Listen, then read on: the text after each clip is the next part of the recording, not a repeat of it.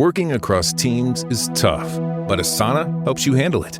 Asana AI can spot roadblocks and assign work to keep everything on track. That's how work gets handled. Visit us at asana.com.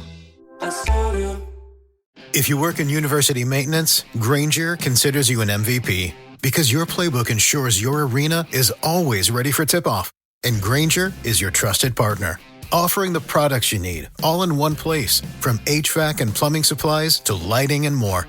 And all delivered with plenty of time left on the clock, so your team always gets the win. Call 1-800-GRANGER, visit Granger.com, or just stop by. Granger, for the ones who get it done. Ladies and gentlemen, thank you for listening. Thank you for downloading. And thank you for subscribing to the latest edition of the 12 Kyle podcast. I am your boy, 12 Kyle. Man, check this out. On this episode, what I want to talk about is inflation. More specifically, I want to talk about how the price was right back in the day. If you've lived a little bit, you know, obviously, the cost of living has gone up. Things that used to cost very little now cost a lot. And what's always interesting about inflation and prices going up on things is that everything seems to be going up as far as prices are concerned, except salaries. Everything is going up except salaries. So I came across this meme on Twitter, I think. Or maybe it was I think it was Instagram. I think it was definitely Instagram. I came across this meme and it, was talking about what the prices were back in the day. When I say back in the day, I'm going to take it back 40 years to 1985. Now, some of you were just really, really small in 1985. And there may be a few of you who weren't even around in 1985. Bless your heart. Your boy, 12 Kyle, in 1985, that would have been the year that I turned 13 in December of 1985. So I was 12, 13 for most of the year. Nonetheless, I remember 1985 like it was yesterday. So it doesn't, when I say that it's been 40 years, it doesn't feel like it's been 40 years, right? So with that being said, what I want to do is just kind of compare and contrast how far we've come, or how actually far we haven't come as far as inflation is concerned. And just some of the things that cost back then, how much it cost then as opposed to what it costs now. Now, again, when you have a 40-year gap, there's going to be a huge difference, but I came across this meme and I wanted to have a little fun with this episode, so indulge me, if you will. If you're watching on YouTube, thank you for watching. I definitely appreciate you all tuning in as you do each and every week. First up, and these are in no particular order, how much do you think a new house would cost in the year of 1985? Well, I have the answer. In 1985, the average cost of a new house was $89,330.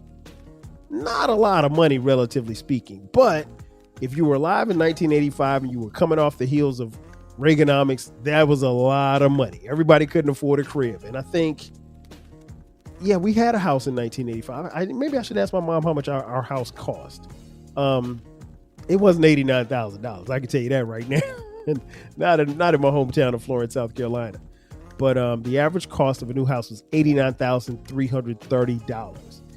Now, if you compare that to 40 years later, 2025, the average cost of a new house that you're building would be $336,000. And that's just for the state of Georgia where I live. I live in Metro Atlanta.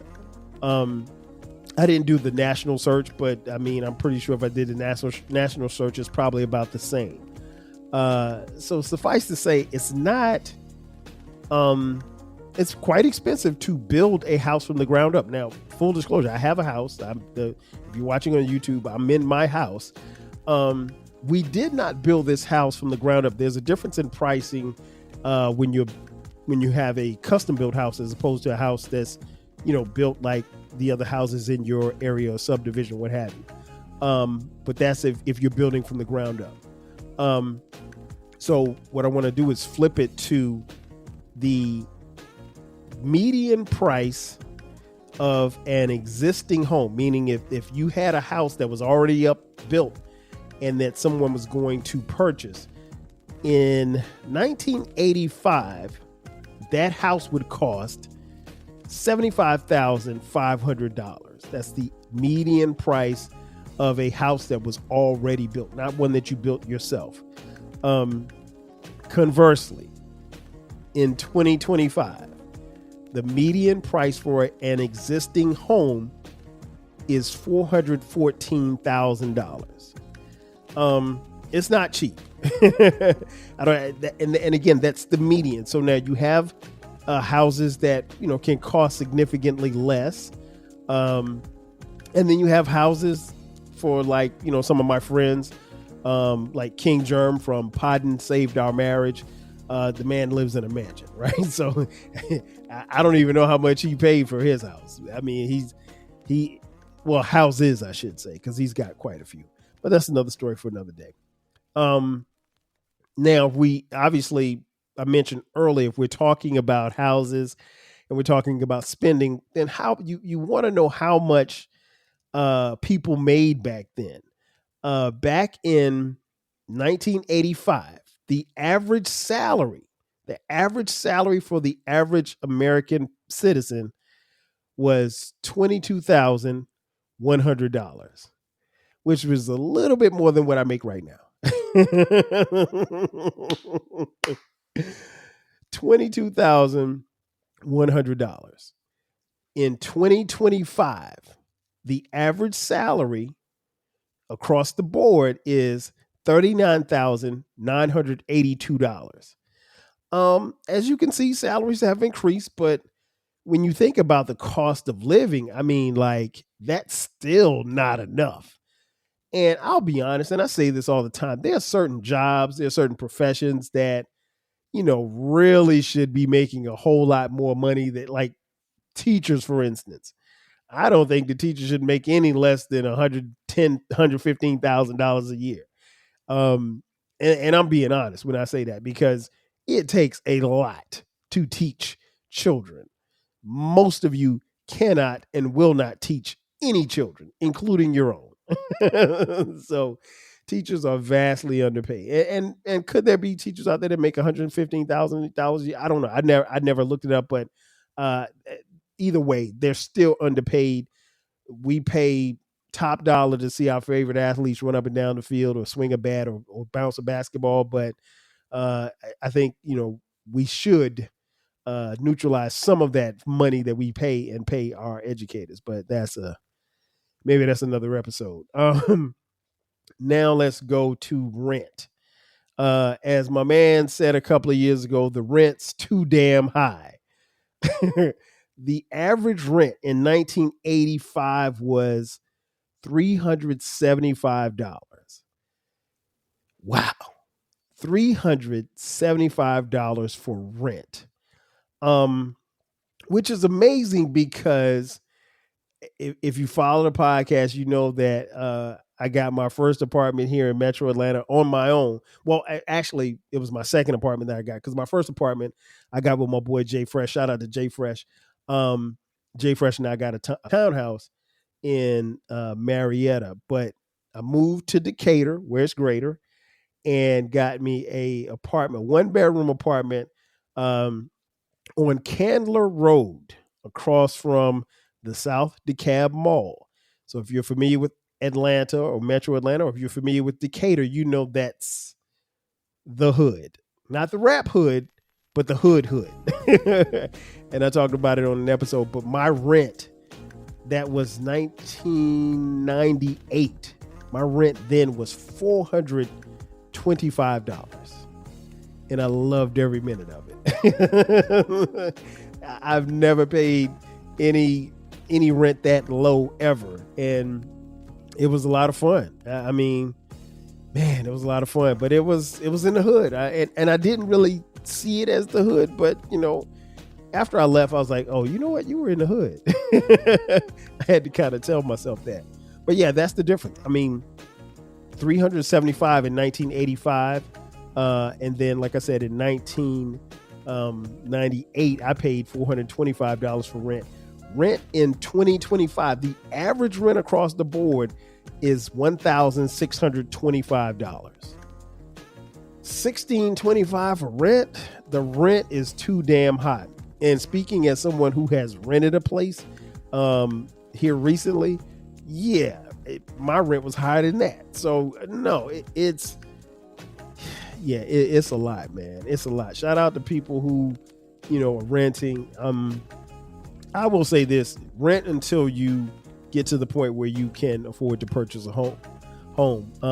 And then some people don't want to buy homes. I get that part of it too. But the rent is just it is a ripoff to the 10th power. But that's a whole nother subject for a whole nother day. Let's see what else we got here. Cars. Now, everybody, you didn't necessarily have to have a whip back in the day, but 85, most of the people that I knew had cars, and those who didn't have cars had means of transportation. Maybe they caught the bus, maybe they walked, maybe they rode a bike. The average price for a new car in 1985 was... My name's Mackenzie, and I started a GoFundMe for the adoptive mother of a nonverbal autistic child. The mother had lost her job because she wasn't able to find adequate care for this autistic child. So she really needed some help with living expenses, paying some back bills. So I launched a GoFundMe to help support them during this crisis. And we raised about $10,000 within just a couple of months. I think that the surprising thing was by telling a clear story and just really being very clear about what we needed, we had some really generous donations from people who were really moved by the situation that this family was struggling with. GoFundMe is the world's #1 fundraising platform trusted by over 200 million people. Start your GoFundMe today at GoFundMe.com. That's GoFundMe.com. GoFundMe.com. This podcast is supported by GoFundMe. If you work in university maintenance, Granger considers you an MVP because your playbook ensures your arena is always ready for tip-off. And Granger is your trusted partner, offering the products you need all in one place, from HVAC and plumbing supplies to lighting and more. And all delivered with plenty of time left on the clock, so your team always gets the win. Call 1-800-GRANGER, visit Granger.com, or just stop by. Granger, for the ones who get it done. Access to affordable credit helps me pay my employees, but I don't really need it. Inflation is killing me. But who cares? Big retailers are making record profits. That's why we support the Durbin Marshall credit card bill. See? Banks and credit unions help small businesses make payroll. This bill would cut the vital resources they need, while increasing megastore profits. They deserve it, don't they? Tell Congress, stop the Durbin Marshall money grab for corporate megastores. Paid for by the Electronic Payments Coalition. As $9,005. The price was right. Can you imagine paying $9,000 for a brand new car? That's crazy. I wish I could pay $9,000 for a brand new car right now. I'd have one car. Let me stop. But yeah, that was the average price back then. Fast forward to 2025, the average price for a brand new car is $48,400, which is probably what a lot of you have paid for cars, particularly if you bought them recently.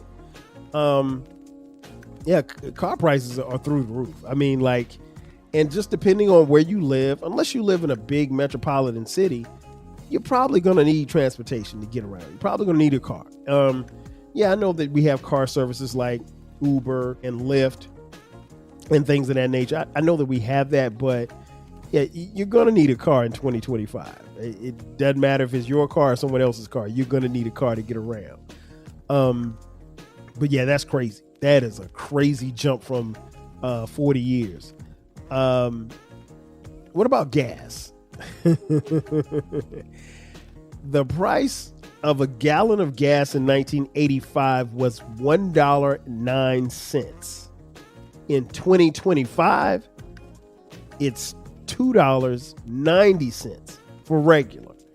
And then if you buy premium, $3.34, which is crazy. And the only thing that I could think of when I think about gas is when I first moved to Atlanta, the gas here was 99 cents a gallon. I just remember, man, I could fill up my car for like $12, and I could ride and just burn up all my gas like how I wanted to. We will never see gas prices that low again.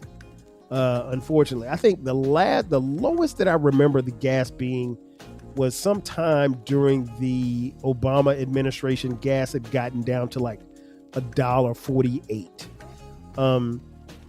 I don't think gas will ever get that low either, because it's supply and demand. And right now, the supply is there, the demand is there, but they also know that they're going to make profits hand over fist. So unless you're producing your own oil, you're at everyone else's mercy. So it is what it is. What about going to the movies? Back in the day, a movie ticket in 1985 was $2.75. Man, listen, in 85, that was a lot of money for a kid like me. Again, I'm 12, 13 years old. But, and I didn't have a job, but I could get $3 from my mom. I felt pretty confident in saying that. But the flip side of it is, in 2025, the average price ticket for a movie is $16.08. That's a lot. And that's a lot when you consider what you get when you go to the movies. Because here's the thing. When you go to the movie theater these days, the ticket isn't as expensive, but it's everything else in between. Like my wife and I recently saw the movie Sinners, which is an incredibly dope movie. And I think I probably paid about $18 for the tickets. The tickets for us to get into the movie theater, 2 tickets. But, once we got in and we got popcorn and we got pizza and we got candy, it was like $1,000 inside the movie theater. So, the ticket price isn't as expensive as it once was, but no, they're going to get their money's worth. And I know, a lot happened after COVID. A lot of movie theaters didn't open back up. But yeah, it's still, they're going to get that bread one way or the other. It doesn't matter. Another price that I saw that was very interesting was the cost of a postage stamp. I don't know who out there actually buys stamps. I'll be honest, I haven't purchased a stamp. Man, I don't think I purchased a stamp in the last 20 years. It's been that long. I mean, because I don't mail anything. The bills that I pay them electronically, and I'm not mailing any letters because I have email. So, but in 1985, the cost of a postage stamp was 22 cents, which sounds about right, because I think by the time I got to college at South Carolina State University, I do remember I do remember getting stamps because I would mail letters to my friends and my mom. And I remember the cost of stamp, I think, was like 25 cents. So it was a quarter. But yeah, I don't even remember stamps, costing as much as they do now, which according to 2025, the cost of a postage stamp is 78 cents. That is crazy work. Who in their right mind came up with that idea that a stamp should cost 78 cents? I speak this with a level of ignorance because I don't know. I don't mail anything, so I don't know when the price went up. I'm sure it's been a gradual climb, but 78 cents for a stamp is wild to me. It is so wild. And you want to hear something even wilder? The cost of bacon If you're like me and you enjoy the fine taste of a slice of bacon, bacon by the pound in 1985 was $1.65. $1.65 in 1985 for a pound of bacon. In 2025, the average cost for a pound of bacon is $7. And I know this to be true because I just paid $21 for some bacon just yesterday. 3 packs. And the 3 packs tend to go very fast in my house. I can't tell you why, man, but they're killing us. And it's like, you try to find alternatives, but I personally, for me, I like bacon, and I think it goes well with most breakfast meals. But man, $7, and to be honest, that's just the average. I've seen bacon as high as $10 per pound, which is preposterous. You shouldn't have to spend $10 on some bacon, but that's another story for another day. Speaking of food, back in 85, a ribeye steak would cost you $3.89 per pound, which back then was very expensive. But today, a ribeye steak in 2025 is going to cost you $18 per pound. So you do the math. If you go to a restaurant, you probably aren't going to spend anything less than $70 for a ribeye, a decent sized ribeye. I know because I like to get a ribeye when I go to steaks from time to time. There's a lot of different steakhouses, particularly here in the city, that I like to try. I don't mind paying it, but it's still a lot, relatively speaking.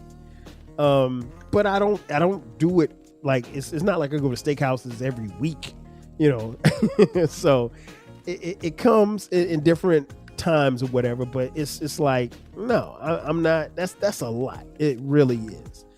All in all, I just wanted to try this out because it's been a long time since 1985.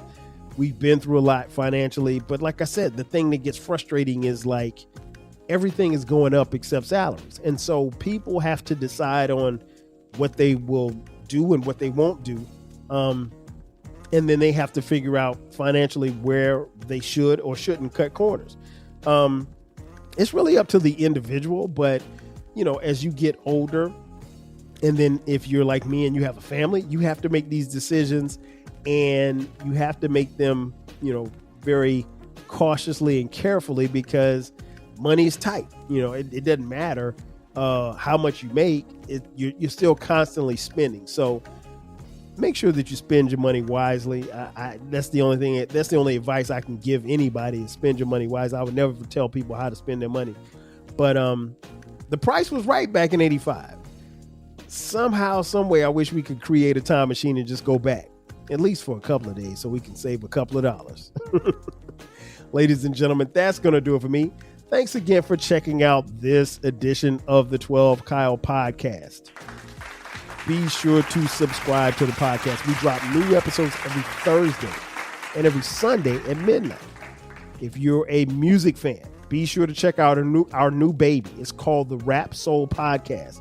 It is a place where we have musical discussions about music, rap music, hip hop, R&B, soul music from the 80s, the 90s, and the 2000s. Trust me, it's the best music podcast that you've never heard. So check it out. We drop new episodes every Monday and every Friday. You can check out me on social media, 12 Kyle podcast across the board. We're on YouTube, as I mentioned a little earlier, youtube.com, 12 Kyle podcast. Like, share, and subscribe there as well. We also have merch. If you look in the comment box, there's a description that says merch. Click that link and you can buy 12 Kyle podcast t-shirts, hoodies, as well as coffee mugs. We got it for the low. You can also hit us up on Cash App, $TWELVEKYLE. Again, that's going to do it for me. I am your boy 12 Kyle. I'll catch you guys next time. 5,000. Cheers. When you manage procurement for multiple facilities, every order matters. But when it's for a hospital system, they matter even more. Grainger gets it and knows there's no time for managing multiple suppliers and no room for shipping delays. That's why Grainger offers millions of products in fast, dependable delivery, so you can keep your facility stocked, safe, and running smoothly. Call 1-800-GRAINGER, click Grainger.com, or just stop by. Grainger, for the ones who get it done. Access to affordable credit helps me pay my employees, but I don't really need it. Inflation is killing me. But who cares? Big retailers are making record profits. That's why we support the Durbin Marshall credit card bill. See? Banks and credit unions help small businesses make payroll. This bill would cut the vital resources they need, While increasing megastore profits. They deserve it, don't they? Tell Congress, stop the Durbin Marshall money grab for corporate megastores. Paid for by the Electronic Payments Coalition.